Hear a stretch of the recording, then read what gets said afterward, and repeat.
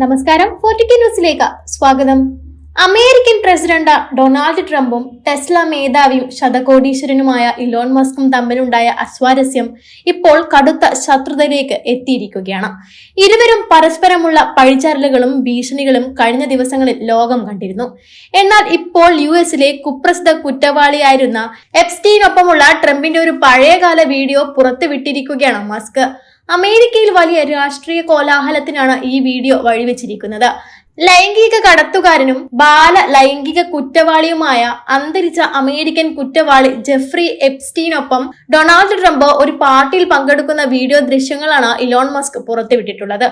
1992 ചിത്രീകരിച്ചിട്ടുള്ളതാണ് ഈ വീഡിയോ. പാർട്ടിയിൽ ട്രംപ് നിരവധി സ്ത്രീകളോടൊപ്പം നൃത്തം ചെയ്യുന്നതും കാണാവുന്നതാണ്. എപ്സ്റ്റീനെതിരെ ആരോപിക്കപ്പെടുന്ന കുറ്റകൃത്യങ്ങളുമായി ബന്ധപ്പെട്ട സർക്കാർ ഫയലുകൾ അമേരിക്കൻ ഭരണകൂടം ഇപ്പോഴും രഹസ്യമായി സൂക്ഷിച്ചിരിക്കുകയാണ്. ഈ ഫയലുകളിൽ ഡൊണാൾഡ് ട്രംപിന്റെ പേര് ഉണ്ടെന്നാണ് ഇലോൺ മസ്ക് അഭിപ്രായപ്പെടുന്നത്.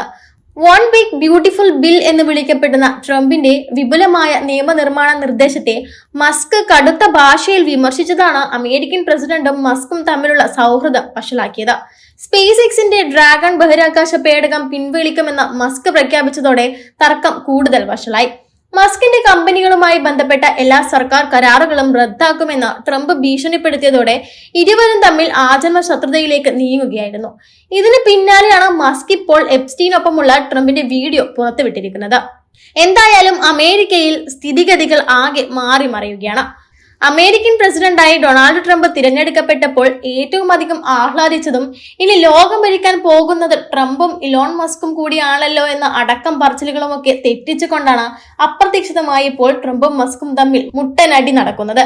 എന്തായാലും ലോകം ഉറ്റുനോക്കുകയാണ് അമേരിക്കയിൽ വരും നാളുകളിൽ എന്താണ് സംഭവിക്കുക എന്നുള്ളത്.